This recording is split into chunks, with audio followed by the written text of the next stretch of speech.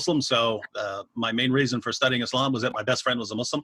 I'd had another friend before that when I was in prison, who was a Muslim. So in prison, I read the book Answering Islam by Norm Geisler and Abdul Salib, but that's pretty much as that. And apart from that, and reading a little bit of the Quran, that was about the extent of my studies. I didn't have the hadith, I didn't have the Sirah literature, I didn't have any of the other any of the other Muslim sources. But later when I was in college and became best friends with Nabil, I was studying Islam because my best friend was a Muslim, and when he left Islam, I was actually thinking, cool, I'm done with Islam now, because I really it's just nasty. It's just horrible stuff in these sources, reading about about Muhammad's wives' menstrual cycles and chapter after chapter after chapter on stuff like that, and just stuff. Yet, gosh, I mean, get to something that's actually relevant to whether it's true or things like that. But you just read book after book after book, and it's all these little rules for everything: how to go to the bathroom, how to go number one properly, how to go number two properly, all these things. And so I was just, wow, I'm finally done with this nonsense. But I was just thinking afterwards, because Muslims started challenging both of us to debate. They didn't just challenge Nabil once they found out that he converted. They started challenging both of us, because the idea was they wanted us both on stage to show that Nabil was stupid for converting, and I was stupid, and so Nabil was extra stupid for listening to me. And so both of us were stupid, and so, hey, you younger Muslims, don't pay any attention to these guys. And so I ended up debating there, and then simultaneously I was kind of watching the stand that Nabil took almost instantly. He had his first debate, I think 8 or 9 months after he converted. Right. So just watching all of that, I kind of realized somewhere along the way, wait a minute, almost every Christian who's interested in apologetics goes after atheism, and here you got between a fifth and a quarter of the world's population who are Muslim, and not a lot of people want to deal with him.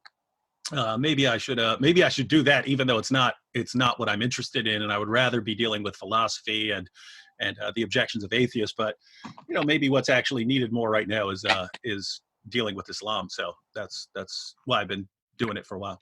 Okay, did that take me back? So what year was that when Nabil came to faith again? What year? That was 2005. Okay, all right. So this is well after. Okay. And you've done several debates, I know. What would you say, from your experience, has been the hardest objection? I mean, I've seen a lot of your videos. I know you answer a lot of their objections, but what do you think if they have any good objections, what do you think for you is the number one, if there is one at all?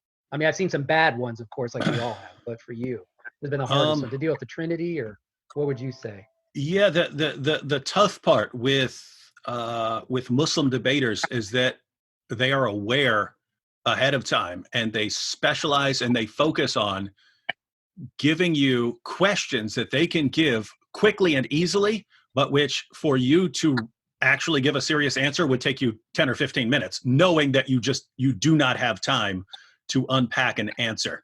And so they work on that. So they plan those things out ahead of time. Let's give these questions and objections that are really deep theological questions and objections that this person will never have time to answer, and then we'll say, he just obviously he can't answer these questions. So so that's going to revolve around things like explaining the Trinity, or explaining what Jesus meant in this verse, and so on. And so notice you can say the objection, you can state 20 objections to the deity of Christ in a minute and a half, where it might take you 2 or 3 or 4 or 5 minutes to answer each one of those individually. And so it's getting into those kinds of situations are the trickiest. Yeah, they want you to unpack the Trinity in like 10 minutes, right? And it's just very hard in debate format. Let me ask you a question. So when it comes to talking to Muslims, I have tried in many cases when we witnessed them, of course, talking about the death of Jesus, and there seems to be a common pattern, as you already know this, I'm sure, that they don't seem to care at all. The Quran's written 600-700 years after the death of Jesus. Of course, the New Testament documents are earlier. They just could care less. And I find that to be one of the most frustrating parts in trying to witness to them, to show them how good the evidence is. for the death of Jesus, and they just don't seem to really care. In many cases, the Quran is perfect. It just trumps New Testament first century documents. Is that your experience? If so, I mean, do you think it's a wise apologetic and evangelistic move to even talk about that, or do you think it's irrelevant move? Oh, I think it's one of the most important areas to focus on. Okay. I mean, that is one of the main areas that you'll want to bring up, and there are reasons. Lots of Christians aren't going to want to enter a conversation or a discussion blasting at Muhammad and the Quran. I never do that. Yeah. Yeah, they don't want to do that, and it's usually not a good idea to do that. If there's a Muslim and he's running his mouth, and for some reason you need to put him in his place, then maybe you want to start blasting away at Muhammad and the Quran. But really, I would bring those kinds of issues up later once you kind of have a relationship that can absorb that. Once the person knows, hey, you're not just you're not a hater, you're actually interested in interested in him not believing falsehood and wanting to bring him to the truth. But an area like, Jesus' death by crucifixion is awesome for Christians because it's something that Christians should be comfortable talking about, but it's also something that's not going to make the Muslim, think that you're, evil and you hate him and you're trying to run him off or something like that. But it's simultaneously something where you can go in a lot of different directions with this and really wreak some havoc. So on the one hand, you can lead out with the historical evidence, right? You can show that historians across the board, whether they're Christian, conservative Christian, liberal Christian, atheist, agnostic, Jewish scholars, everyone agrees Jesus died by crucifixion. So you can lay those out, and then from the Muslim perspective, the correct answer from the Muslim perspective is, of course, you have all this evidence because Allah made it look that way. Right? That's the position of the Quran. The position of the Quran is that Allah tricked people into believing that Jesus died by crucifixion. The Quran doesn't say who it was or exactly what happened. The most common Muslim belief today is that it was Judas. And Right. so once you get into this, the Muslim's going to think that he's actually got you because, just think about this. Just think about why this would sound really good to a Muslim. You Christians believe that bad people wanted to get Jesus and they got him. They got him. They were able to mock him, torture him, and kill him. The bad guys, they wanted to do that to him and they did it. In Islam, the bad guys wanted to get Jesus, but God didn't let it happen. God rescued Jesus, and he miraculously disguised Judas to make Judas look like Jesus, and then the bad guys got the bad guy. The bad guys thought they were getting the good guy. They thought they were getting Jesus. They thought they were putting Jesus on the cross, but it was actually Judas. So in Christianity, the bad guys got the good guy, but in Islam, the bad guys got the bad guy because Allah intervened and rescued the good guy. And so don't you see how your system actually makes God, a failure who couldn't protect his prophet? Whereas in Islam, Allah intervened and protected Jesus and completely thwarted the plans of all the bad guys. And so that's the position. That's where the Muslim thinks, aha, now I've got you. But what you really want to unpack is, wait a minute. So let me get this straight here. You're telling me that the reason that billions of Christians believe that Jesus died by crucifixion, and that everyone who's not a Muslim believes, the reason everyone agrees, not just now, but for 2,000 years, the reason everyone has agreed that Jesus died by crucifixion is that your God tricked them all. He didn't just trick those original people. He tricked those original people, and then those people gave their evidence, and now the entire world believes something that only happened because your God tricked everyone. He deceived people. Right. And then you start unpacking that and say, wait a minute. So wait, when you Muslims say that the Apostle Paul or later Christians or the Council of Nicaea corrupted Christianity, you can say they corrupted parts of Christianity, but Allah was the original corrupter. Allah's the one who started this process of corruption. Christianity wouldn't have gotten off the ground.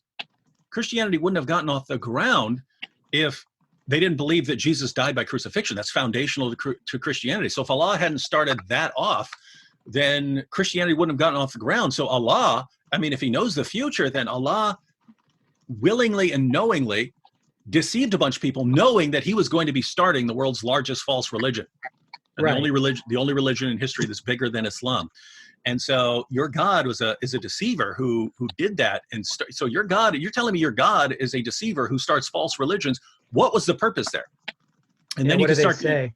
Yeah, then you could start going into the purpose. Well, the initial response is, but he did that because he wanted to rescue Jesus. Now, wait a minute. Jesus was rescued and was taken to heaven, so Jesus wasn't in any danger. What's the additional purpose of deceiving all of those people? Because I'll grant that in certain situations, I wouldn't have a problem with God tricking someone. If a bunch of jihadis come to kill me and God tricks them into thinking I went that way when I actually went that way, I don't have any problem with that.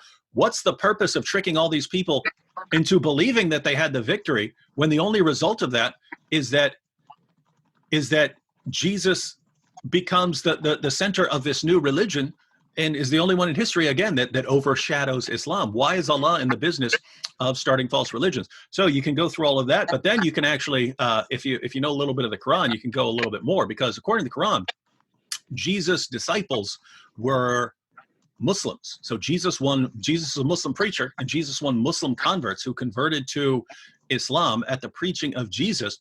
So these were Muslims, but we know historically that Jesus' followers went to their horrible bloody deaths proclaiming that he's Lord who died on the cross for sins and rose from the dead. And so the question is, why haven't we heard about any of these Muslim followers of Jesus? Well, they must have been led astray by Allah too. So now Allah isn't just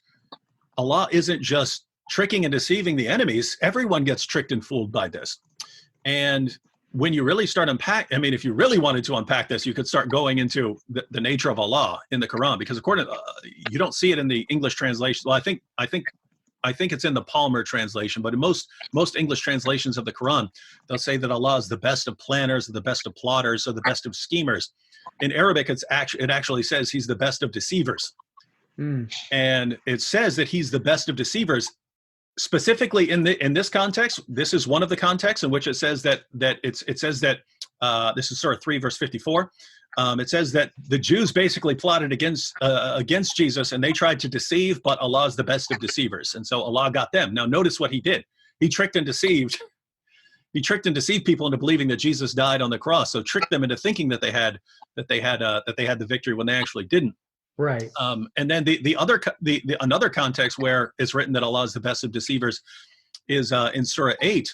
And the context there is where Allah deceived Muslims through Muhammad into going out and fighting a battle that they wouldn't have fought. So the idea was the Meccans were approaching with an army of 1,000, and the Muslims only had about 300 soldiers. So Allah knew, this is in Surah 8, Allah knew that the Muslims would not go out and fight 300 on 1,000. So Allah gave Muhammad a dream, convincing Muhammad that there were only a few Meccans. It wasn't 1,000, it was a much smaller army that the Muslims would easily crush. And then Muhammad wakes up from his dream and he says, Allah gave me a revelation. Allah gave me a revelation. And the revelation is they have a very small force and we can easily conquer them. And then so all the Muslims are excited and they gather around and they go out to fight the Meccans. And then it's a much larger army. Then Muhammad promises, well, if you die in battle, then you're guaranteed paradise. So the Muslims fight even harder. The Muslims ultimately win. And then Allah comes along later and says, yes, I had to trick you because I knew you wouldn't go out and fight. So I had to trick you into doing this. And so the takeaway message is Allah doesn't just, trick unbelievers. And so he tricks even the people who are following his prophets. He ended up tricking the followers of Jesus. He ended up tricking the followers of Muhammad, even through Muhammad. And the result was that Muhammad's closest companion was Abu Bakr. After Muhammad died, Abu Bakr was the one who took over the Muslim community. And Abu Bakr once said, if I had 1 foot in paradise, I would still fear Allah's deception. Meaning, I could die and then I got 1 foot in paradise and I think I'm about to go in there. I think I look in there, I see all my ladies and so on, and I got 1 foot in paradise. I would still be worried that Allah's just going to go, I was tricking you and throw me into hell. Because he understands he's dealing with a God who can lie to him in order to get what he wants. And so anyway, but I wouldn't encourage going all the way down there because you have to learn a lot of stuff from the Quran. You can if you really are going to go in depth on this. But as far as just the crucifixion, awesome area because it's something a Christian is going to be comfortable with. So you can actually bring up passages and so on, show that Jesus said that he was going to go up into Jerusalem and die. And when the Muslim gives his response, know that Allah tricked people into believing that Jesus died on the cross. You can start going into the implications of that. Namely, this makes Allah into a false a divine false teacher who starts false religions in the process of tricking people and so on. And so Right. your average Muslim just has not thought through that. And so if you can kind of help him think through that, then it's gonna be something that makes him think. Okay, let me do one last question. So we know that we hear a lot of testimonies of Muslims overseas having visions, right? The vision issue. And we've all had debates with Muslims. A lot of people here have had good discussions. We've given arguments. We've witnessed them, loved them. But it seems to be a lot of people are coming back and saying, well, it seems to be the main way God's reaching them is through these visions. What do you think about that? I mean, I come from more of like an evidentialist, apologetic background, like a lot of us. I mean, what's your thoughts on that? I mean, James Warner Wallace told me once, he said didn't find that compelling at all. I mean, but I don't care. I mean, if God uses it, he uses it. But I'm saying, what are your thoughts on that? The vast majority of Muslims that I have encountered who have left Islam and converted to Christianity only became Christians after their confidence in Muhammad and the Quran was rocked by being repeatedly challenged on those issues. And once their confidence was shaken, then they're willing to examine alternatives. And now some of the Muslims who start to lose their faith in Muhammad and the Quran, some of them become atheists. Some of them who leave Islam because of my videos leave Islam because they accept the criticisms of Muhammad and the Quran, but they don't accept the arguments for Christianity. And so even some of those become atheists. But of those who actually become Christians, and this includes Nabil, they aren't taking anything seriously until Islam is challenged. Now, Nabil's actually in the category of someone who had dreams and visions telling him to convert. But even that was after a long process of him realizing that he does not have the confidence in Islam that he once thought he had. So the stories that you hear about people converting after dreams and visions, they tend to be in areas where no one's there preaching, right? Right. So is God using that then, you think? That's the main special revelation he's using? Yeah, it tends to be in areas where there is just no preacher, and so someone gets some sort of dream or something like that. But yeah, I have no basis for thinking that is that somehow absolves us of thinking that we need to go out because God can reach them directly. Well, yeah, God can do all kinds of things directly. There's I mean, I'm thinking of an example right now. In the Exodus, God gives the people manna from heaven, and then when they got to the promised land, it said, and once the fruits were growing, then the manna stopped. Right? I mean, once they had the produce of the land, then the manna stopped. And so it was like, okay, in the desert, you have no choice. You'll just die here unless God miraculously does something. But okay, once you're actually in the promised land, now you don't get that miraculous bread. You have you have actual trees and crops and so on to provide for you. And so it's kind of like that. We have what we're supposed to do, and we're supposed to go out and preach. But in areas where we just haven't been able to reach, then God can certainly do what he wants and miraculously give people what they need. But yeah, that doesn't change what we're supposed to do. Yeah, but here we are in the States. They have more access to things here, obviously. They have access to Bibles and us and everything. Mm-hmm. So different. Yeah. Okay. All right. Well, we'll go to some questions now. Who wants to go first? Ask away. Tom, go ahead. Tom. All righty. So first, Dr. Wood, thank you for coming out. We appreciate you. We're glad to have you here. My question is actually something I think you really could help out with because I guess, you relate to it in a lot of ways. One of my best friends and a guy who's going to be my roommate next year is a very devout Sunni Muslim. Oh, awesome. And Yeah, one of the things, we talk about our faith all the time, and there's a mutual respect, and occasionally he'll ask me questions about Christianity. But one of the main fears I have is something you mentioned, which is that I feel as if I could bring these arguments forward, and that would bring him away from Islam. But I have a feeling it would incite him towards atheism rather than bringing him to Christianity, and that obviously I don't want. So I guess what advice would you have in sort of playing that balance between trying to bring somebody towards Christianity and yet away from Islam? Yeah, well, the first thing is, it's good that his roommate's going to be a Christian, because a lot of people, a lot of Muslims who become atheists, it's because the person who's leading them out of Islam is an atheist, right? In other words, they start to respect the new atheists for wrecking their religion and stuff like that, and then they end up following the new atheists. And hey, these are the guys who have the truth. But at the end of the day, there are two main directions a Muslim goes when he leaves Islam. And this could happen, and this does happen. This happens as a result of my videos, and it could happen as a result of you talking to your friend. But it's basically either the Muslim comes to realize that Muhammad was a false prophet, and so he rejects what Muhammad said, but he still believes in God, still believes in Jesus, still believes in all kinds of things. He just no longer believes in Muhammad, in which case he's sort of in a position, in a very good position. Wait a minute, I already believe in God, I already believe in Jesus, but now I don't believe what Muhammad said about Jesus. Maybe I need to look at what Jesus said for myself. That person's in a very good position to be open to the gospel.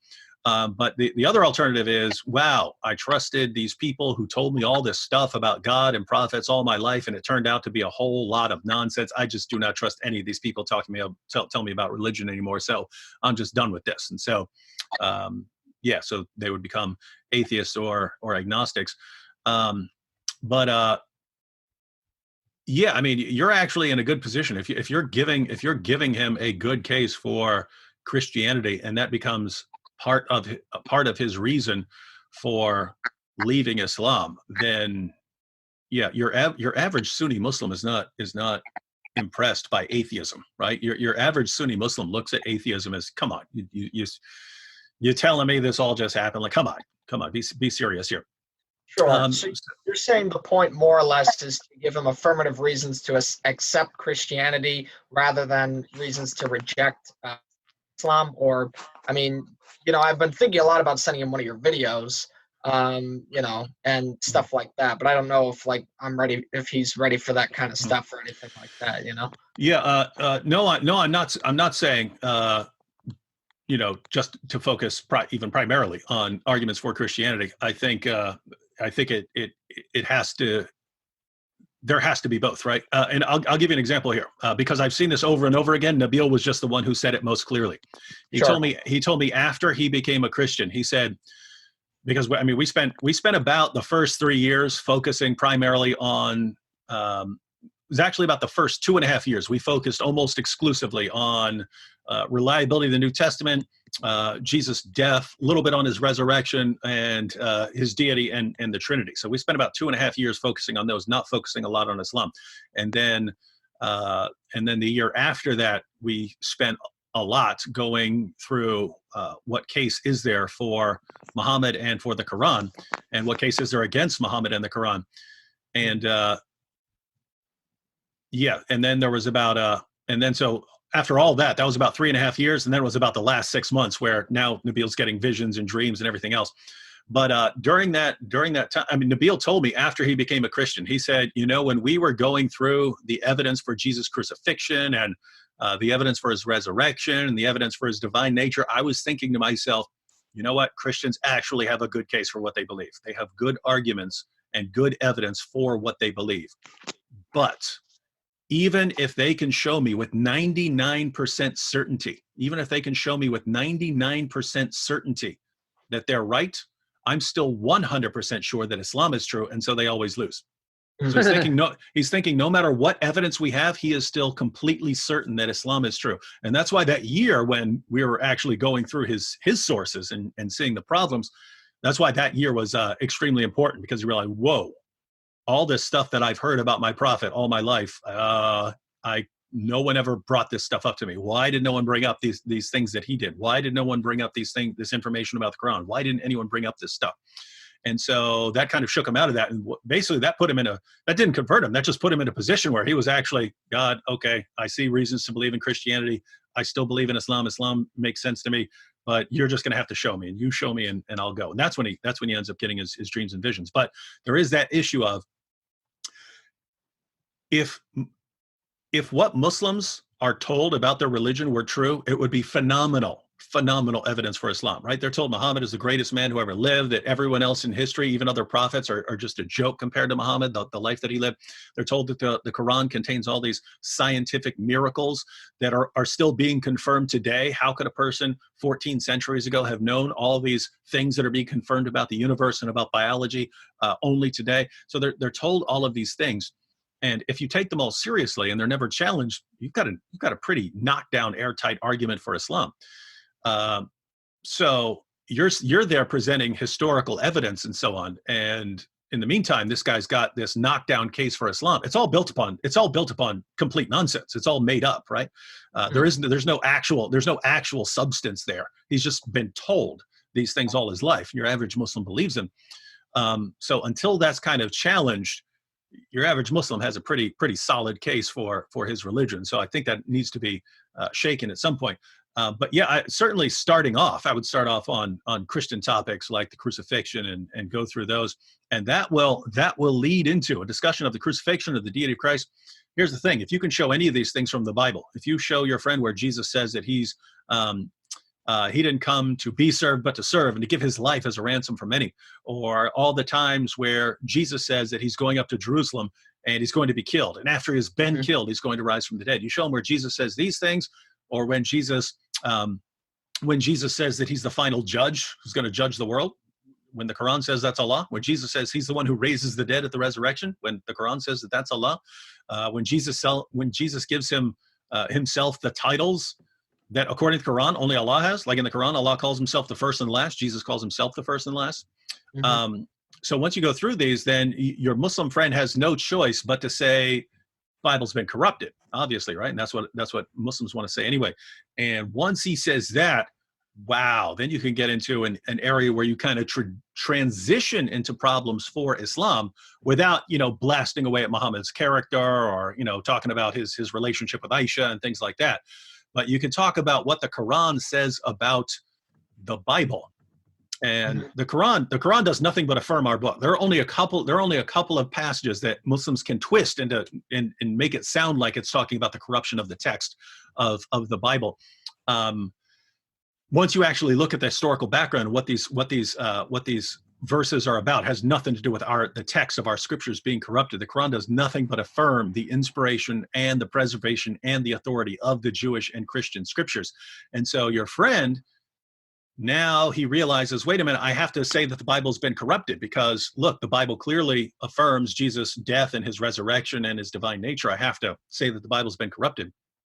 But if you show him from his book that his own God and his own prophet affirm our scriptures, then you end up with what we call the Islamic dilemma. There are only two possibilities. Yeah. Either Christians have inspired, preserved, authoritative word of God, or we don't. If we have the word of God, Islam is false because it contradicts our book.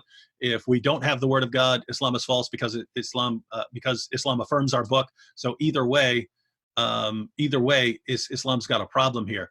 And so notice, you can do all of that without ever getting into issues, critical of Muhammad and the Quran and so on. So I would say, focus on those kinds of things for a while. And so notice you're sort of packing in at the front. You're at the very front.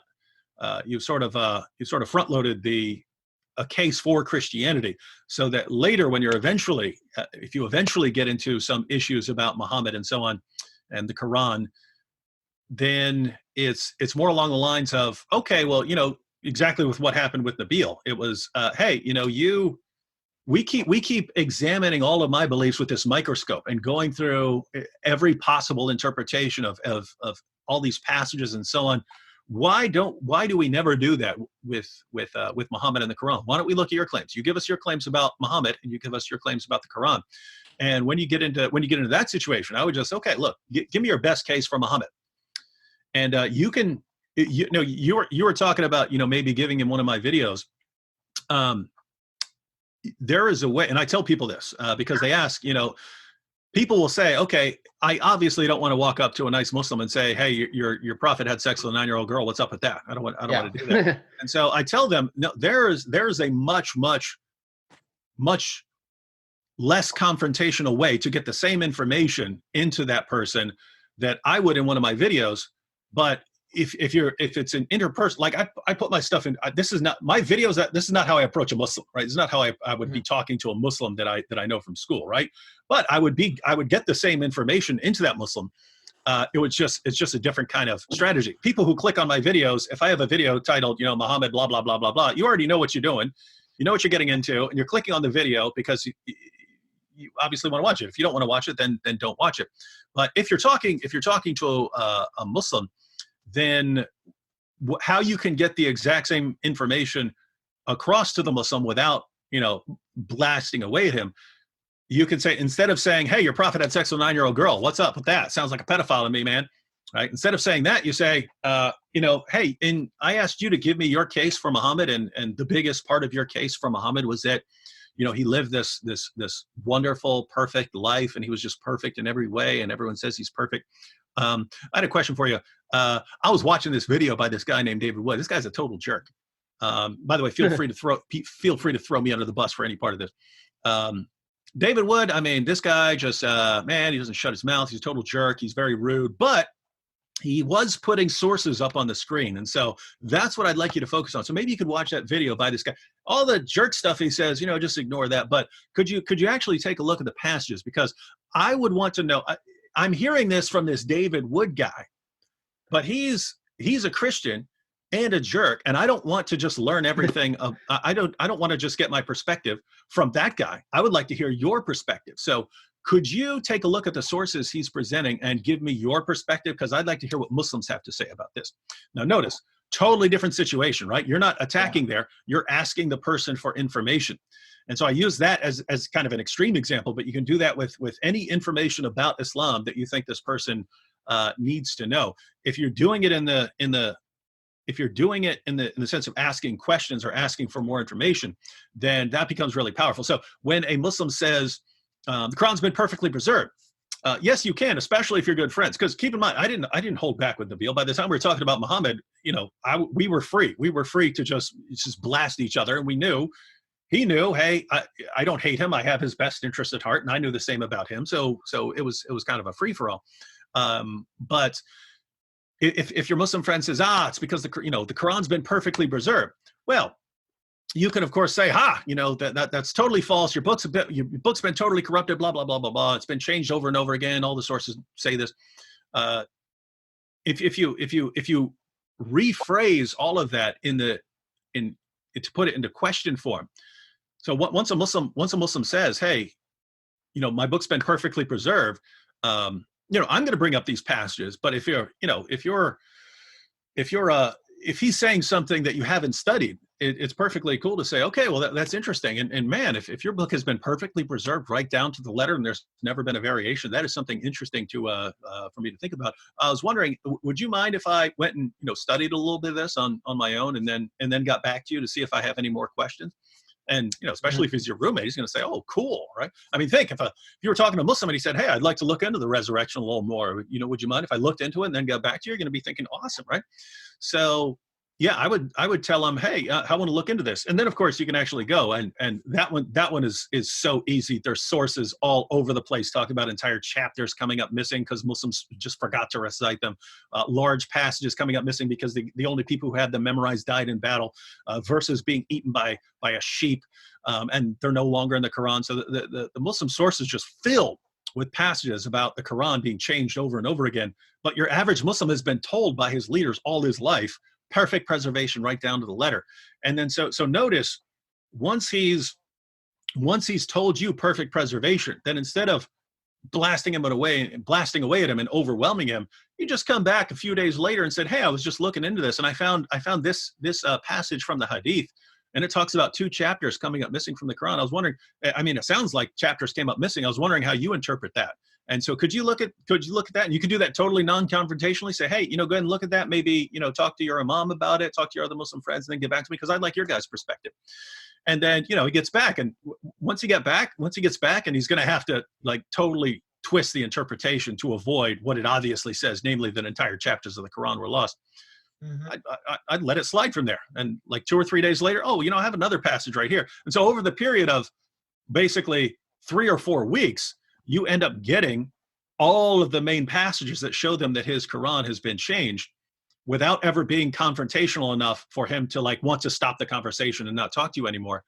And so I'd go like that, because on most issues, in fact, on all issues, on every single issue where they've been told this is evidence for Islam, there's no evidence there. There's no evidence there. Sure. And I'm not just saying that because it's Islam. I can acknowledge that certain atheist arguments, like, the argument from evil and stuff like that. Okay, I understand why you see that. I understand why you say that. We're saying perfectly good, all-powerful, all-knowing being created, and look at this massive mess of stuff that's going on right now. I get it. I get your argument. In Islam, it's almost always just based on complete deception. There's no other word for it. When a person who has read the Muslim sources tells a person who hasn't read the Muslim sources, perfect preservation right down to the letter, I don't know what else it could be, other than just, I'm lying to you to keep you confident in your religion. And so when you look through their arguments, there's nothing there. And so it's just a matter of getting that across to your Muslim friend over time. And then if you've already made a good case for Christianity, and then he sees he can't even reject your case for Christianity because it's based on the Bible, which is affirmed by the Quran, at some point you have to realize, wait a minute, all the arguments I have for Islam are bad arguments. And I had to hear the problems with these arguments from a Christian because my own Muslim leaders never bothered to share any of this information with me. Maybe I need to rethink this. And you hope he doesn't just reject everything and become an atheist. But you have to. That's the part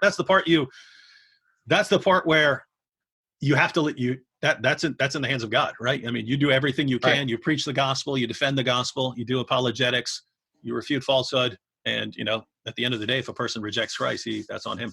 David, just real quick before I jump to the next question, it seems like what we need to understand from your experience with Nabil and just in general, we need to be patient. And the process with Muslims can be a long time. I mean, there's people here that are talking to some people for months, days, months. Tom could be talking to his roommate for a long time. We need to just be patient. And a lot of us just don't have that patience. No, that's huge. And that's kind of the negative result of the Billy Graham crusades and things like that. Those sort of mass evangelism where you give a 10-minute presentation of the gospel and then thousands of people come down, and that influenced a lot of people that's how you do evangelism. But there was a reason that worked, right? There was a reason that was so effective. You had people who the population of the U.S. back then, that people really did believe. Your average person believed in God, believed in the Bible, believed that Jesus is whoever he said he was, believed that, he died on the cross and rose from the dead. They believe that. They just never made any sort of commitment, right? Right. So Billy Graham shows up, he breaks the gospel down, very simple terms, so you understand exactly what the gospel message is. And then it's, why do you never make any sort of commitment to this? Why don't you actually make a decision to follow Jesus? And thousands of people say, he's right. I've believed this all my life. Never actually stepped out in faith to believe it. And then thousands of people come down. When, we're getting to a situation now where there are fewer and fewer people who believe all those things ahead of time. And if you're talking about Muslims, they believe in the opposite on a lot of the issues, right? Jesus didn't die. He isn't Lord. He certainly didn't die for sins. In fact, it would be unjust and immoral for God to punish Jesus for the sins of others. And so they believe the opposite on all of the essentials of the gospel. And so you're preaching to them, you have a lot of stuff to do beyond just saying, hey, Jesus died on the cross for your sins, now submit to him as Lord. You got a lot more work to do. And so, so the point of that was there are Christians who have the idea, nope, you preach, and then if they don't accept it, then you move on. They're clearly in rebellion. And my interpretation was a little bit different. Hey, if I keep presenting stuff to you, and I'm even undermining your religion and you keep coming back, I'm going to assume you're being drawn by the Spirit. And so I'm going to keep talking to you year after year after year after year if I have to. And with Muslims, keep in mind, Nabil was, I don't know what the statistic might have changed because converts were significantly more rare, just 12, 13, 14 years ago. Now they're everywhere. Now I see converts from Islam everywhere.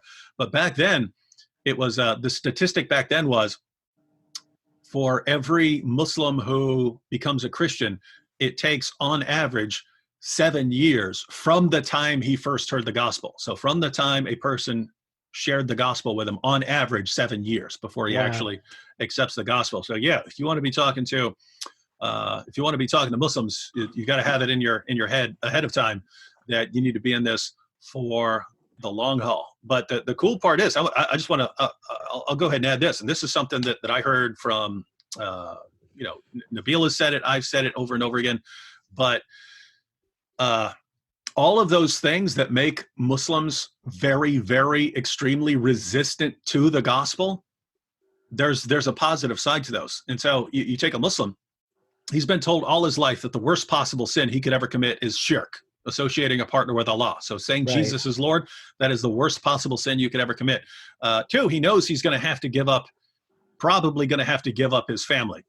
At the very least, relationships are going to be massively strained from then on. I'm not just talking about, mom and dad. I'm talking about cousins, aunts, uncles, the relationship with all your Muslim family members, cousins, aunts, uncles, friends, everything changes. And now you're regarded as a person who, they never say, wow, this person really just saw the evidence for Christianity and changed it. He's being paid. It's gotta be something, right? He did it for a girl.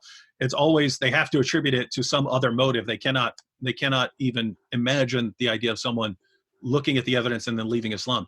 So at the very least, your relationship is going to be massively strained, and a very unhappy relationship with your family and friends after that. That's at the very least. More commonly, we don't want to see you again until you're a Muslim again. So just stay out of our faces. Right. Don't come back here. And there's a reason for that. We don't want you influencing your brothers and sisters. We don't want you influencing your cousins. Get out, stay away. Right. So you have that, and then icing on the cake there is that the penalty for leaving Islam is death. It's not carried out here generally in the West, but you always have to have it in your mind. What if someone does decide to carry out the penalty for leaving Islam on me? And so you've got all of that standing in the way of someone leaving Islam and becoming a Christian. But the positive side to that is when someone goes through the evidence for our claims about Jesus and sees the problems with Islam and leaves Islam, he basically says, I've been told all my life that this is the worst possible sin I could commit, and I may have to give up all my family, and this may get my head chopped off eventually, but you know what? I want to know Jesus anyway. Well, that chances are it's going to be a pretty cool Christian, right? That's going to be a Christian who would willingly lay down his life for Jesus Christ.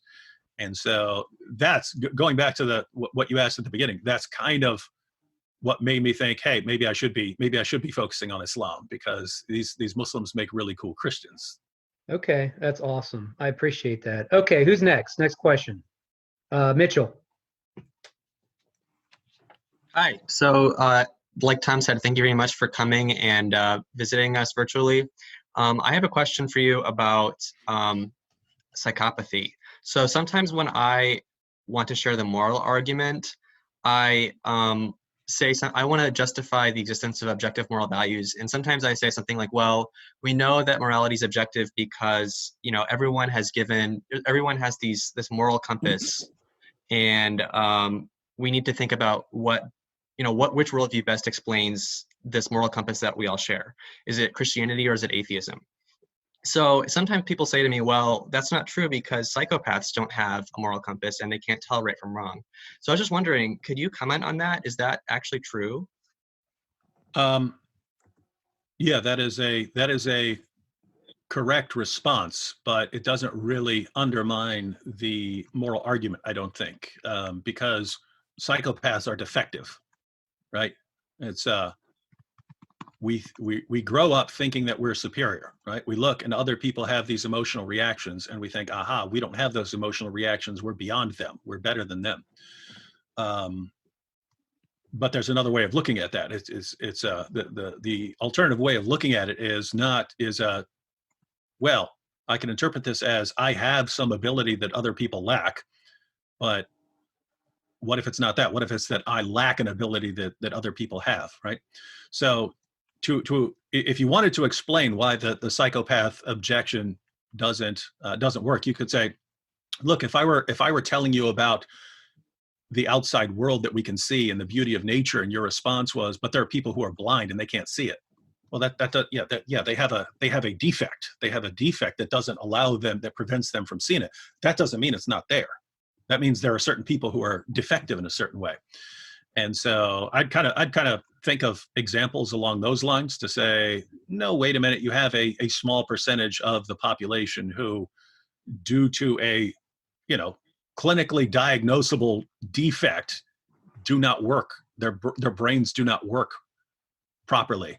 That doesn't change the fact that we do have this moral experience, and that we have to account for this moral experience. And the two alternatives for explaining our moral experience are, one, that we're massively delusional, right? Because when we want to say that guy's wrong, regardless of what he believed, even if he thought he was right, he was wrong. That guy who, tortured that old lady, tortured and raped that old lady, he was wrong. Didn't matter if he thought it was fine, he was actually wrong.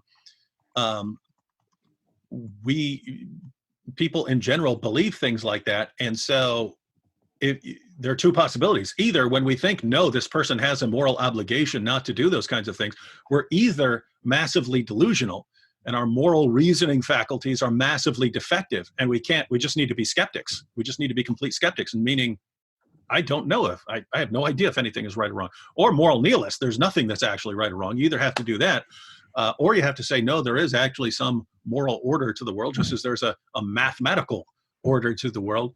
And so we have to say what forms the basis of that. So I'd put all that out, and then I would say to you as an atheist, which one do you believe? Do you believe that there are actually things that are really right and really wrong, objectively right and wrong, that there is a moral order?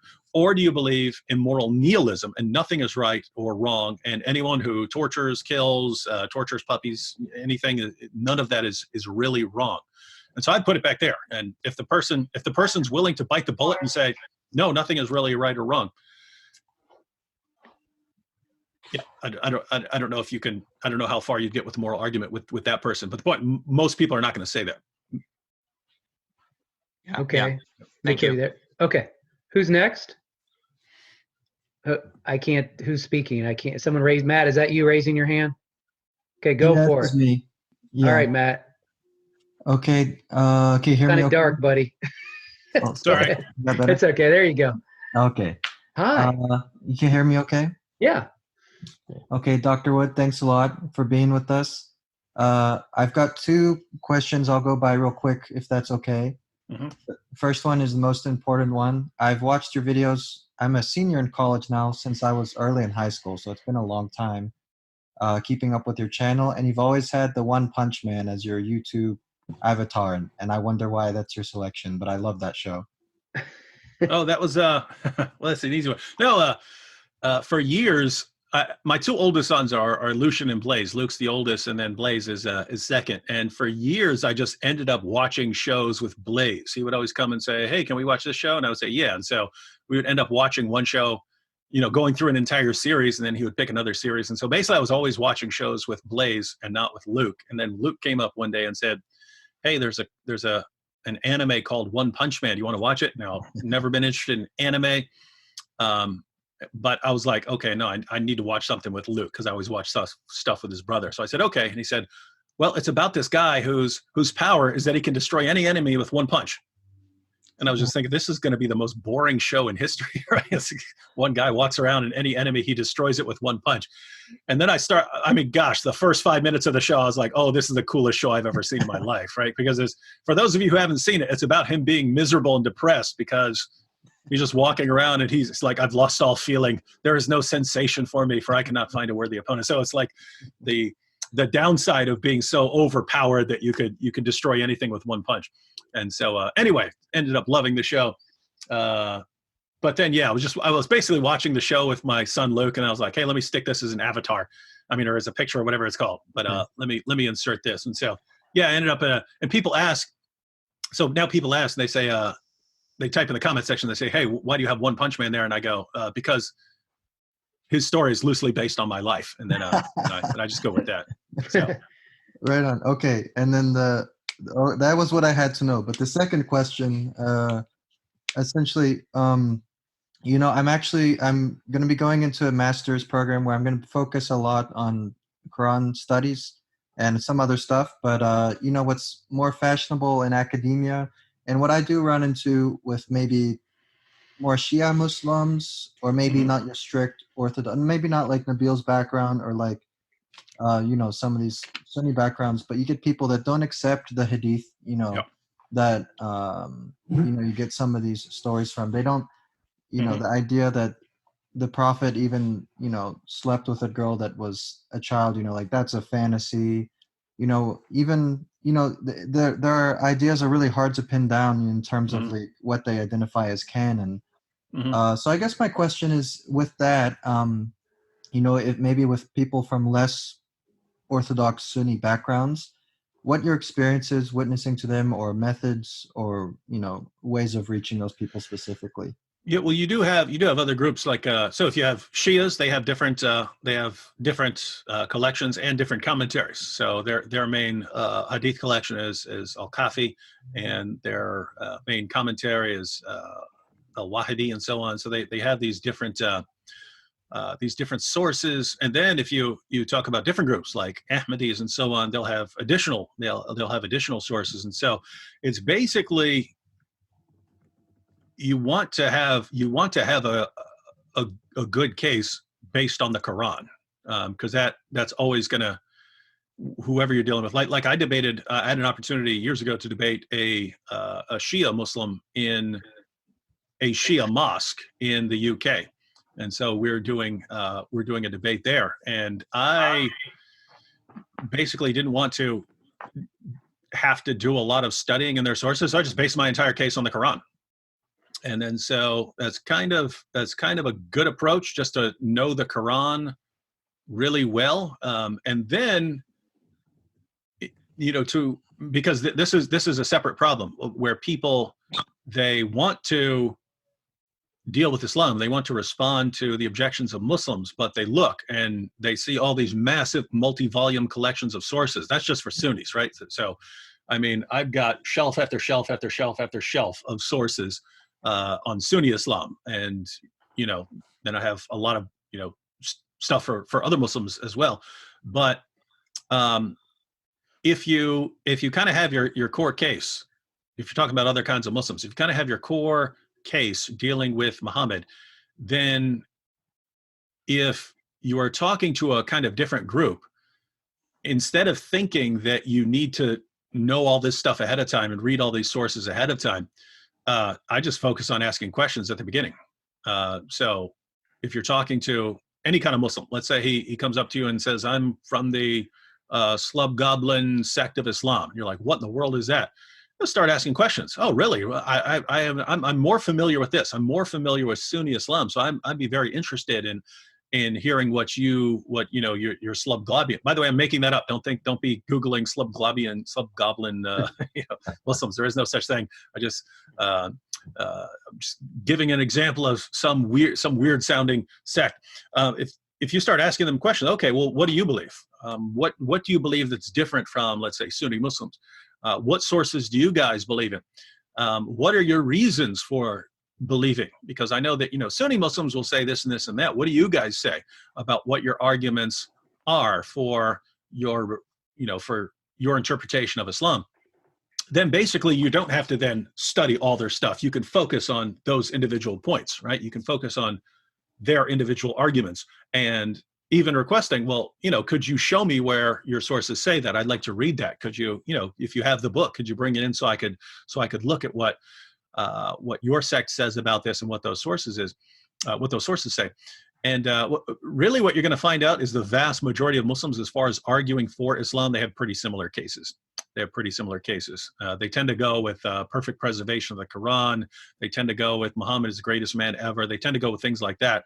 And so if you wanted to object to Muhammad being the greatest man or something like that, then yeah, you might have to think about what sources they have. But at the same time, you can even build in a case against that from the Quran. If you talk about, you have Muhammad and Zainab right there in Surah 33, the story of Muhammad and Zainab, where Muhammad took the wife of his own adopted son and so on.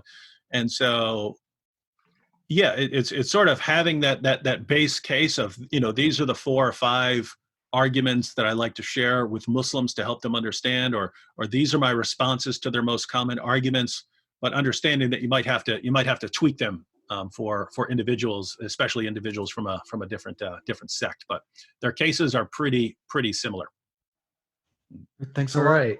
Awesome. Who's next? Next question. I'll ask a question. Who is that? I can't see. Who's It's talking? Damien. Damien, go ahead. Okay, so I think it was 5 years ago, God transformed my heart from hating Muslims to loving Muslims. And so first off the bat, I started watching your videos and other videos, and I first off started talking to a lot of the Dawa guys. At the community college here in Columbus, we have a Ask a Muslim table, and so I started talking to them, and I started encountering this one type of Muslim that it's hard to have conversations with. There's 2 factors. One of the first factor is they're super loud and they never really allow you to have a word. And then the second one is they go from topic to topic to topic. They don't stay on one topic. How do you deal with those kinds of people? It's yeah. Well, if you find out someone is like that, then you basically can be ready for it the next time. And that's a situation where I would want to bring it up ahead of time, right? As soon as the person starts saying something, I'd say, okay, now that's an interesting topic. I'd like to talk to you about that. But really, to be honest, from previous discussions, it seems like as soon as I start to answer you, you're going to change to another topic.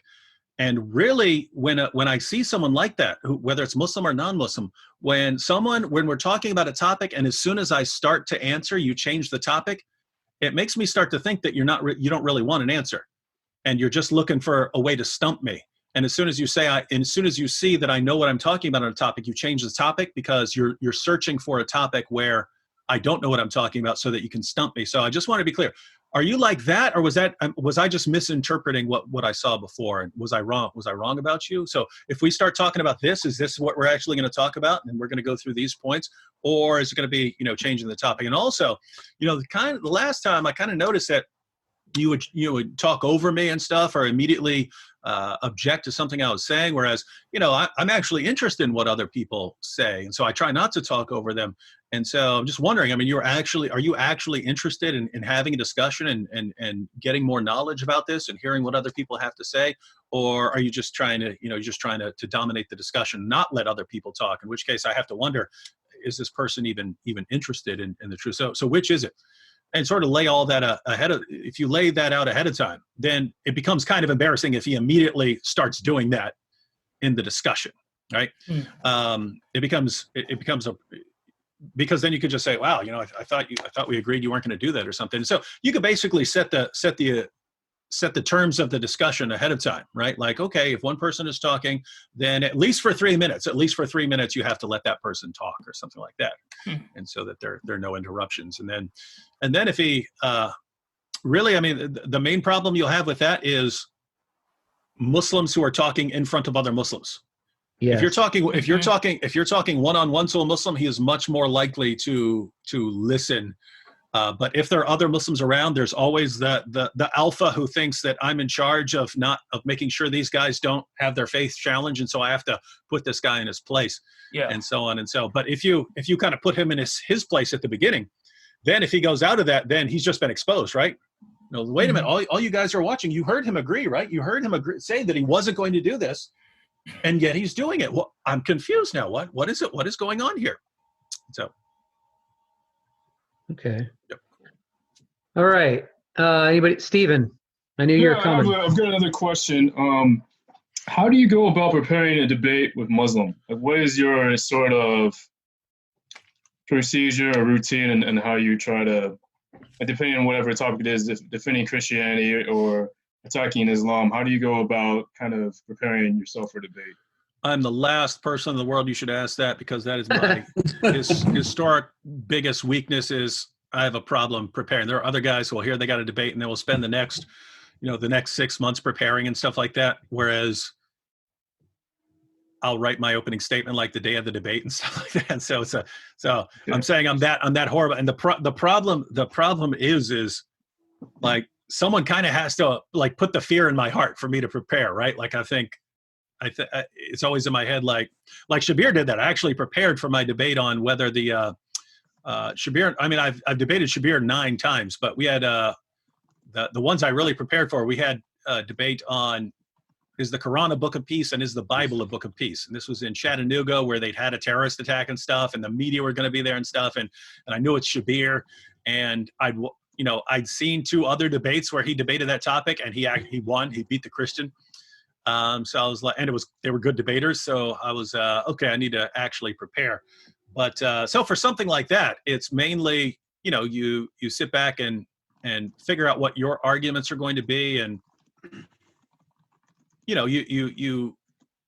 in the debate, the tricky part of a debate is, you don't know what your audience's level of understanding of these topics are. So you try to make it as simple as possible, but you try to make it nice and clear and well structured, so that the points stick in their minds and so on.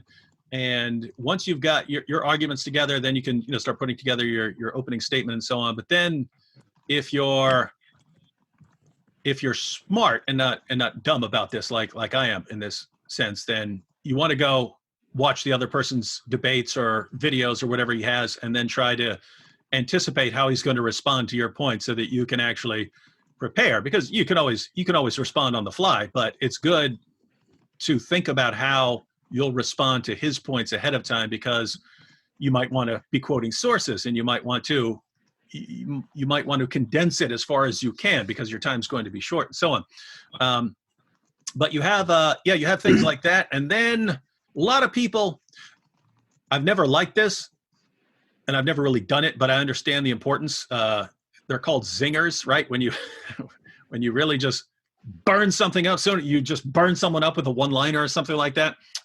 They're popular in like presidential debates, where they just play the highlights afterwards, and for the news they play the highlights of the debates. And if this guy said just one sick burn about that person or something like that, they play that. And so those are kind of zingers. I've thought about for years, actually preparing those to stick in everyone's minds. I think it's a good idea, but yeah, I haven't really focused on it in the past. But yeah, debate preparation. What are you asking? Because you're planning on doing a debate? It's in the works. Okay, if it's in the works, yeah. Then yeah, you'll want to iron out the rules and the details and so on. Get the format that you like. But yeah, it's just go through. Is it with a person who's actually done stuff in the past?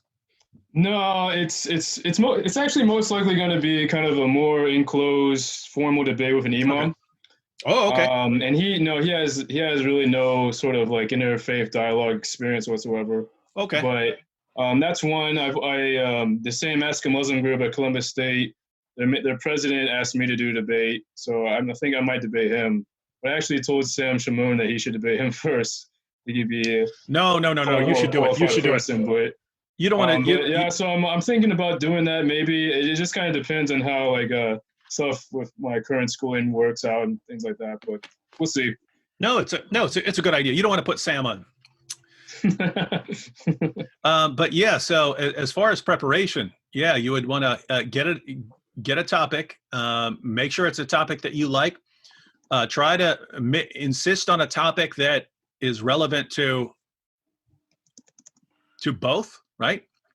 In other words, historically, lots of Muslims, and I noticed this. Me and Nabil noticed this years ago when we started looking up debates. We're like, almost every debate we've ever been able to find was between a Christian and a Muslim was on a Christian topic, right? Every debate was on, can we trust the Bible? Did Jesus rise from the dead? Is Jesus God? Is the Trinity true? They were all on these Christian topics. And we saw what a brilliant strategy that was, because it's brilliant, right? Because we watch these debates and the Muslim would do the same thing every time, right? The Christian's trying to defend his points. The Muslim's trying to poke holes in it the entire time. And then the Muslim speaks last in the debate. And then he says, so you see, we can see that Christianity has all these problems and holes in it.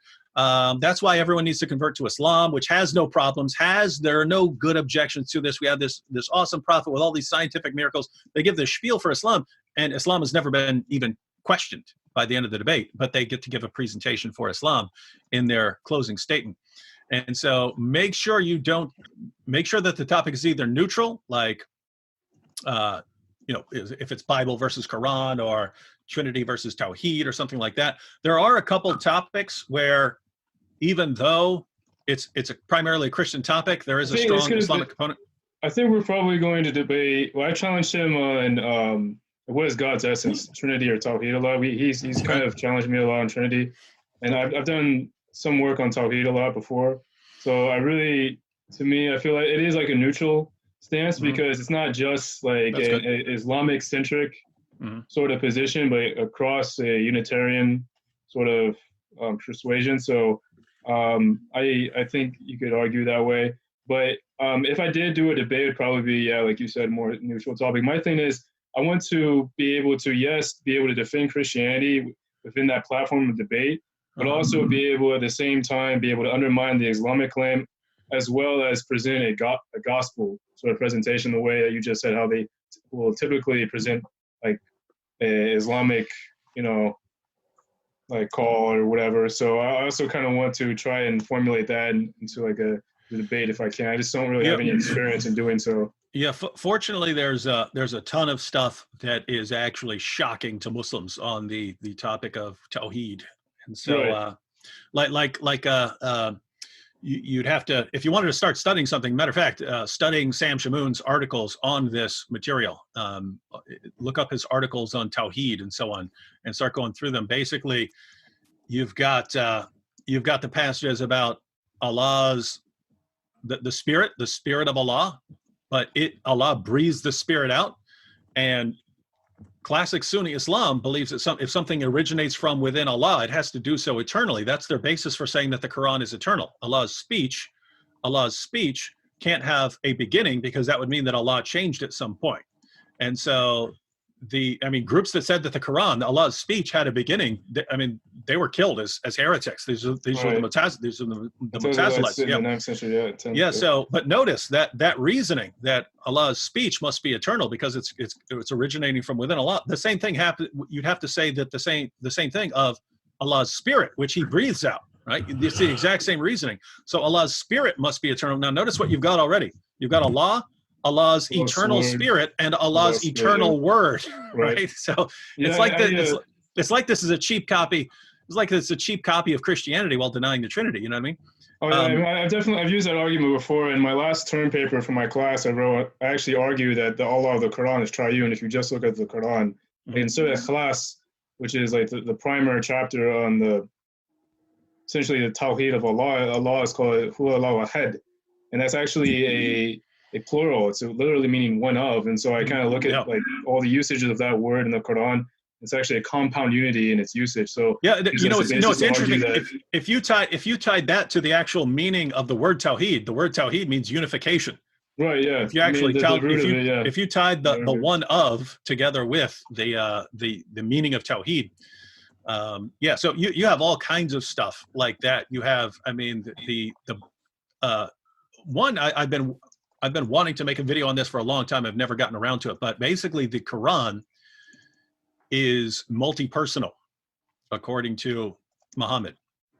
And so what this means here is, the Quran, which, keep in mind, the Quran is eternal and it's Allah's eternal speech, but the Quran, like Allah's spirit, actually can take the form of a person. So the spirit of Allah in the Quran actually takes the form of a man and appears to Mary, and she thinks it's a rapist. And so she says, I call on Allah to protect me from you, and so on.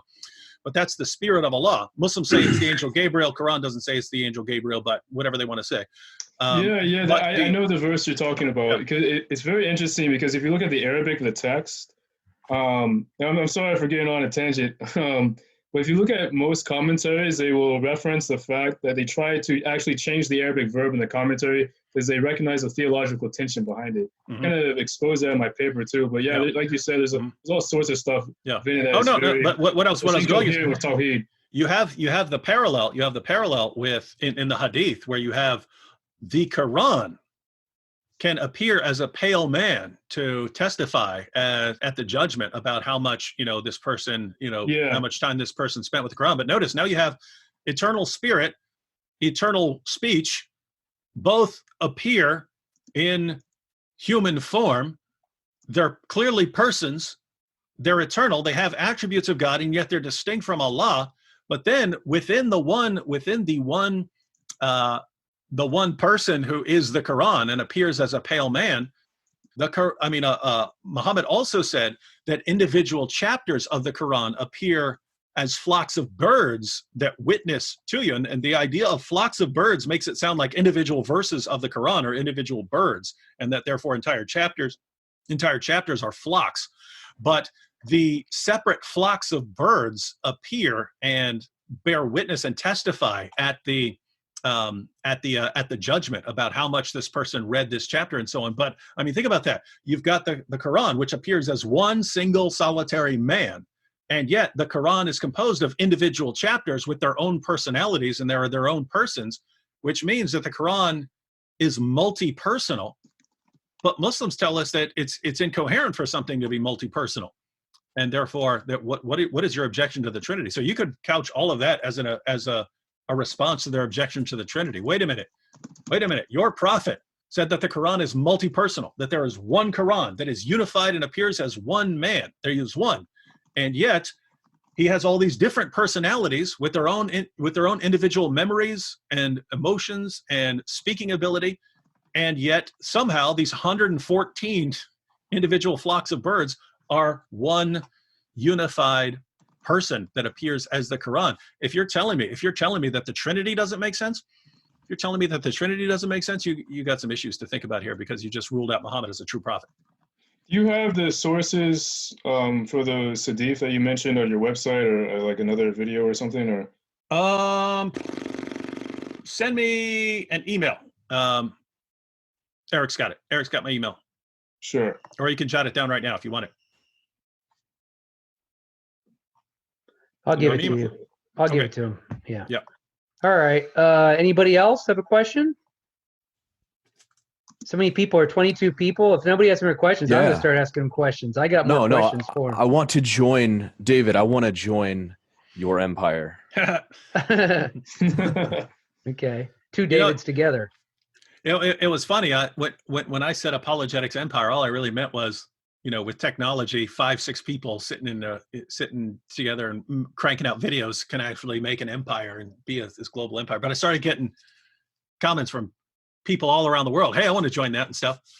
And it was cool because it wasn't just people who want to be in videos. It was like videographers and editors and stuff like that saying they wanted to be in it and stuff. So anyway, I'm going to modify plans to take that into account. And basically we're going to put together a website, and the website will have like a sort of a chat room where people can see each other. And basically the idea is if in Philadelphia there are 5 or 6 people who all want to do the same thing, and a couple of them are editors, and a couple of them want to make videos, a couple of them want to prepare content, then gosh, why don't these people get together and start working on some stuff? And even with technology, you kind of don't even really need to be in the same area. I think it helps if you're all sitting down together and cranking out stuff, and one person is working on the camera work and other stuff like that. But people want to get together and be more organized with this stuff, then I'll certainly do everything I can to help out. David, when I was, we've been doing this for a while at Ohio State, and around 2008, 2009, that was when the new atheism got real big around that time, when the books were being written. So from my perspective and being here a long time, I think that's kind of died in a way. I see kind of the new atheism kind of died. We see the remnants of it a little bit still, but I don't really know why apologists are still writing books on the new atheism. Or, I mean, I'm not saying it's irrelevant. I'm just saying that I feel like that's kind of died away a bit. Just some of the remnants are here. So is that your feeling too? Do you show any interest in it anymore? Or are you just kind of like, yeah, that was then and this is now, or what? I mean, I do, but only in the sense of like stamping out the remnants. You know what I mean? Like I'll still want to go after Dawkins just because he's still popular. But yeah, he's certainly not. These guys are certainly not at their peak anymore. But because they have still some dwindling influence, I still want to make some responses to them. But I've even seen atheists. Matter of fact, I saw Matt Dillahunty say basically the same thing. He said, back when the new atheists became popular, it was George W. Bush in power, right, thinking God wanted him to be president and stuff like that. And it was just in all our minds that Christians are going to take over. They're going to establish a theocracy and stuff. And that made it very easy to really get a lot of momentum. And now we've had, Obama and Trump, and not a lot of people have that, there's not that tension anymore that we think these Christians are about to take over. You see people trying to build that back up again. They're gonna take over the courts and things like that. But yeah, it's had its they don't have that same emotional thrust that they once had. Right. It seems like the YouTuber guys are the popular ones, like Matt and some of these other guys, but it's not near as big as it was. But so do you think in apologetics that we need to kind of just not maybe make that the main focal point as much as been written on? Do you think we should be switching directions or any particular area? But I mean, Islam's always there, but I'm saying, is there any other areas that you see a big need that's lacking today, or just more or less equipping Christians as usual? Which, and and I know the biggest obstacle to getting apologetics in the church is the church itself. So, I mean, generally speaking, it's sometimes the church. So is that what your feeling is, or you think it's just there's more enough materials out there now that we can get into people's hands? They just need to do it. Yeah. I think we need more. I think we need a lot more guys on the internet. Basically, what I'd like to see is if we end up with enough people, if we end up with enough Christians on YouTube and the other platforms, that they can jump on everything that comes out. You know what I mean? In other words, there are Christians who are assigned to this atheist site, and hey, everything this guy puts out, then respond to it. And there are Christians who are assigned to this other one, and just they jump on everything. Yeah, I'd like to see that, because there are a lot of them. There are a lot of them out there and stuff. So I think I do not think Christians have taken full advantage of the time that we're in right now in terms of our ability to get information around the world quickly. Other people are using that effectively, and I think we need to be using that more effectively. Okay. Does anybody else have any questions? Andrew, and then Caleb. Go ahead. Hi. David, I talked to a Muslim about violence a little bit, Surah 9 particularly, or the expansion, and he seemed to be under the impression that had a lot to do with Islam responding to the fact that they had been attacked first. What kind of historical sources do we have on that, and who drew first blood and that kind of thing, if any? Yeah, if you're focusing on Surah 9 verse 29, you've got an airtight case. You've got an absolutely airtight case. And you could go to my debate with Shabir Ali on whether the Quran is a book of peace, and you can watch the opening statement. You can watch Shabir's responses and so on as well. But I go through the historical and literary context, meaning, okay, what's the context of this verse in this passage, and what's the context of this verse in Islamic history? And if you look at Surah 9:29, which is the command to fight those who do not believe in Allah, that passage starts in verse 28 and it goes through verse 33. That's the entire passage of this verse in the context. And you have verses that are talking about other stuff earlier, and a lot of Muslims, I don't know if they're doing this deliberately. Obviously, if they've studied it, they're doing it deliberately. But a lot of Muslims, like the one you're talking to, might think that this is the case. But if you go earlier in the chapter, it'll talk about people who broke their treaties and stuff like that. It's talking about the pagans. chapter 9, verse 29 is talking about Christians and Jews. It's a totally different situation, right? So, but basically, if you go through the literary context, you read the entire passage, there is not one word, not one single solitary word about fighting people because they did anything. Every single criterion that's given for fighting people in verse 29 and verse 30 has to do with what Christians and Jews believe. Their basic religious practices. So every single word, there's not one word anywhere in that actual passage that says the Jews were fighting you or the Christians attacked you or something like that. I mean, when are the Christians attacking these guys at this time, right? So you look at the literary context, it's very clear. In fact, if you look at verse 28, you see how this is connected to what happened before it. Muhammad decided to expel the pagans. The pagans are no longer allowed to take the pilgrimage to Mecca. And the people of Mecca were worried. His own tribe was worried, well, this is going to affect our trade with these people. This is going to affect us making money from them when they come here. It's going to affect everything. We're going to lose money on this deal that you're making right now, Muhammad. And then so verse 28 basically says, if you're worried about losing money from the pagans because they're not allowed to come anymore, guess what? Allah has a solution. Very next verse, fight those who do not believe in Allah. It goes through the requirements and stuff, and it says, until they pay the jizya with willing submission and feel themselves subdued. So you're worried about losing money, but guess what? We're going to go fight the Jews and Christians, and they're going to pay us money to stay off them. And you look at every single criteria for fighting us, it's all what we believe. And we say Jesus is the Son of God, and Jews say that Ezra is the Son of God. And we have these different practices, and Christians don't forbid the same eating, don't have the same eating restrictions and so on. Everything in the passage is about what we do, or is about our basic beliefs. And so I point that out and say, hey, there's nothing here. There's nothing here about this being in response to people attacking. The other thing is you could go to the actual you could go to the historical context, and you find this in various passages. Ibn Kathir has a passage on this. And so I think in that debate, I quote a passage from Ibn Kathir, and he explains exactly what I just said about which you can read in the passage.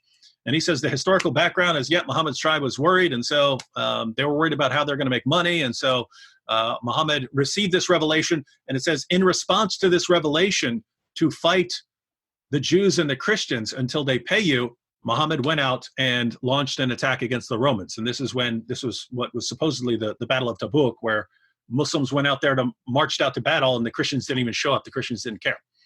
So that's the historical background. And basically, when a Muslim still wants to reinterpret, all I say at this point, because guess what? You can reinterpret anything, right? You can say anything means anything else. You can say it. And so at this point, I just go into some version of, based on what you're telling me, Allah is a horrible, horrible communicator. Because notice, there's not one word in this passage about these Christians doing anything to Muslims. If you're telling me that Allah says, go and fight them, and it's because they did something, but every single claim in here about fighting them has to do with their beliefs, their religious beliefs, then one, Allah is a horrible, horrible communicator, when throughout the Quran, he brags about being the clearest of all communicators. Matter of fact, I think I started with that. I think I started that debate by going through a bunch of passages where Allah says that his words are completely clear. So I go through that, and then I say, too, you would not accept this as a response from anyone else. If Donald Trump came out tomorrow and said, we are going to fight those who believe in Allah, every Muslim in the world and almost every non-Muslim would lose their minds, saying, how dare you say we're going to go fight those who believe in Allah? And just imagine some of Trump's followers coming and saying, oh, no. When he says we're going to fight those who believe in Allah, he really just means ISIS. So those who are actually attacking us. That's all he really meant.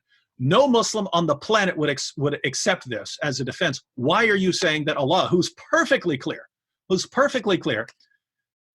should get away with this, right? So you wouldn't allow it for any human being. You would say that any merely human communicator should be very clear. If you're talking about fighting and killing people and subjugating them and taking their money, you need to be very clear.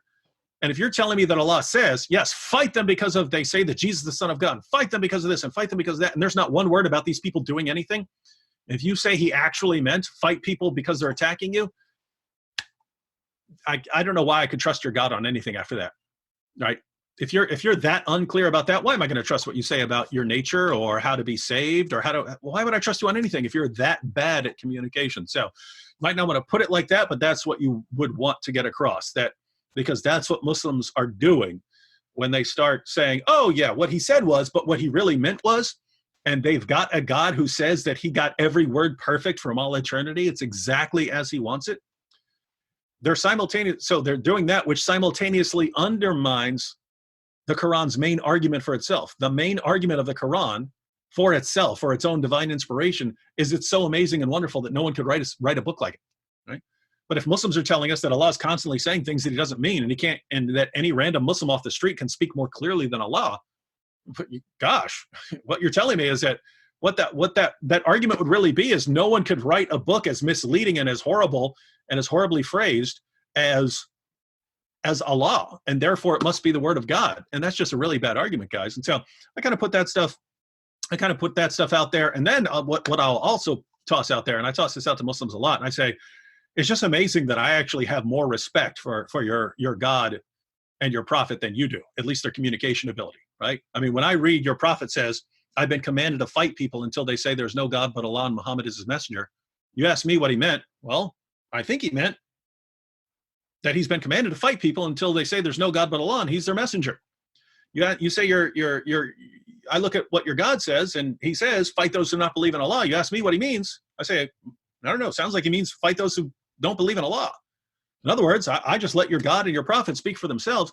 You guys jump in there and say, no, what they really mean is this. No, what they really mean is that. No, what they really mean is this. And you're constantly reinterpreting these things. And you're basically, what you're doing is you're telling me that your God and your prophet are the number one and number two worst communicators in all of history. They can't say what they mean. It sounds like you're saying that Allah has some sort of divine cosmic Tourette syndrome where he keeps blurting things out that he doesn't actually mean. And then the third worst communicator of all time would be Jesus, because every time he says something you don't agree with, you say what he really means. This is the religion of misinterpretation. By the way, I'm saying all this because this is the video I just made. The video is about the miracle of reinterpretation. And so anyway. Yeah, that's great.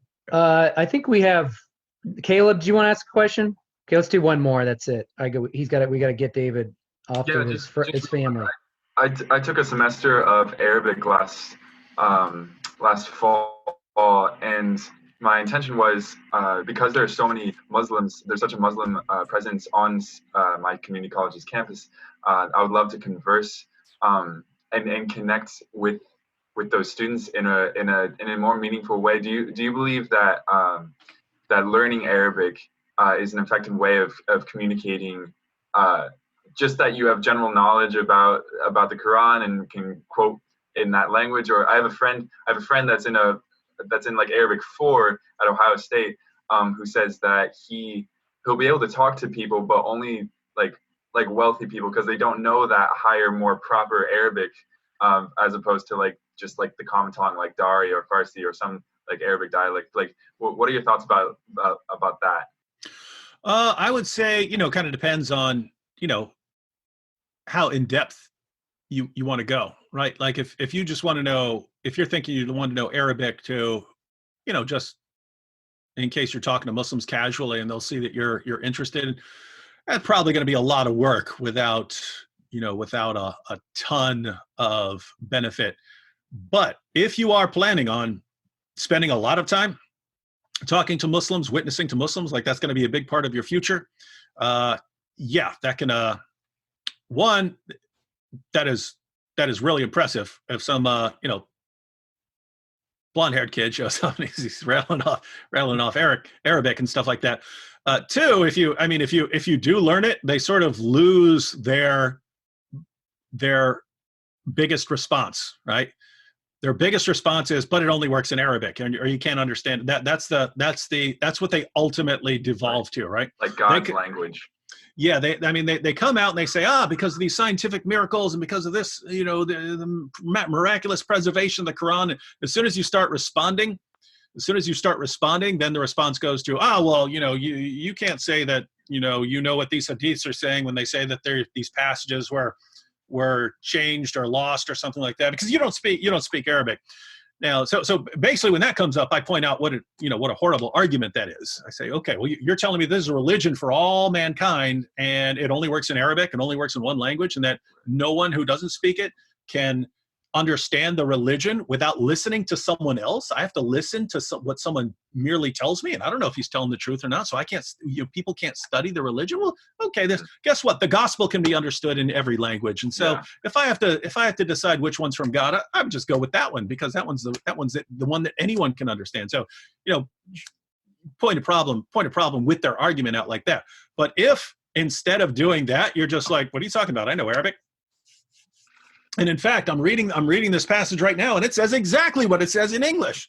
And so, you can kind of undermine one of their strongest points. So I would basically say, decide ahead of time how much time you're planning on spending in Islam. And if it's going to be a lot of time, yeah, you might want to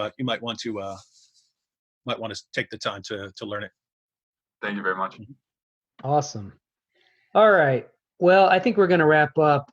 David, we want to thank you so much for taking the time to do this. And I know that you're very busy, and we have greatly benefited from all this, because we're all encountering Muslims where we live, in this city, at least Columbus, Ohio. So remember, everyone, David's website's Acts 17 Apologetics, all those awesome videos. He's got so much material. But David, we will be praying for you, and we'd like to maybe bring you to High State to do a debate if we can get a Muslim group to do it. But they're so afraid here, as you know, right? Are you surprised here at Ohio State they're afraid to do a Muslim Christian debate? Are you shocked? No, not a ton of people interested in debates on the Muslim side. Yeah, I would like to do one, but it sure is hard getting people, that's too scary, or I wouldn't want to touch that one. So anyway, hopefully we can get you here at some point. We have that Ask a Muslim group here. Have you heard of them? Ask a Muslim? Do you deal with them ever? Ask a Muslim? Yeah, I've seen some of the. Oh no, that was the Why Islam campaign. But the whole thing in Dearborn with me and Nabil years ago started because the whole thing started when there was a booth at the Arab Festival, and it said, "Got questions? We got answers." Sounds like the same thing. Yeah, and Nabil walked up and he just grabbed their pamphlets on Friday, and then he went back and read their pamphlets, and they were filled with a bunch of false claims. And he went back to them and he said, "Hey, I was wondering, you said this in your pamphlet. I was just wondering how you reconcile that with what the Quran says over here and stuff." And anyway, then security showed up and started slapping us around and stuff like that. And that was 2009, and then 2010 we came back because we'd been promised that everything would be fixed and that the security guards understood that they can't slap us for asking questions and stuff like that. And so we're told we could come back, and that's when they arrested us. They're pretty aggressive here in Columbus. They've got their table set up, and they have a sign that says Jesus. Muslims love Jesus, and true. Jesus was a Muslim. They say Jesus was a Muslim and all that stuff. So they're pretty evangelistic here. They're pretty aggressive. If you wanted, now I wouldn't put this forward out as a ratio Christi thing or something like that. But if you had a student who wanted to set up a table, something like that, and if you ever wanted to debate sometime in the future, once coronavirus is done or something like that, I would make a banner kind of like that. I would say I'd pick some verse of the Bible about preaching the gospel, and a verse of the Quran. Chapter 16, verse 125 is a good one. It says, invite all to the way of your Lord. So invite everyone to Islam. That's Surah 16, verse 125. I'd kind of put both those references on. I'd print out a banner or something and say, your religion commands you, Islam commands its adherents to invite everyone to Islam. Our religion commands us to invite everyone to the gospel. And yet we walk by each other. Why don't we get together for a debate on whether Jesus was a Muslim or whatever they're posting on their banner? And if they refuse, then they look like cowards, right? They look like, oh, okay, we're willing to say it on a banner, but not actually on stage with someone who's going to disagree with us. Right. Well, we'd like to get you to do a debate eventually here. I'm trying. I'm one of the few people we're one of the few groups who would be willing to do it, but it isn't easy to get it done. All right. Well, listen, thanks so much, David. We truly appreciate it. This will be recorded. Do you mind if we have permission to use it? It was recorded. Do you have a problem with that, or? No, do whatever you want. Okay. All right. Well, thanks again. And we will all be following you, and we'll be praying for you, and may Lord bless you and all the work you're doing. Anyone else want to say anything else? Let's give a big thank you. Thumbs up. Thank you. Okay. All right. Thanks, David. God bless you. Okay. All right. I'm going to make a video. Take care, brother. All right.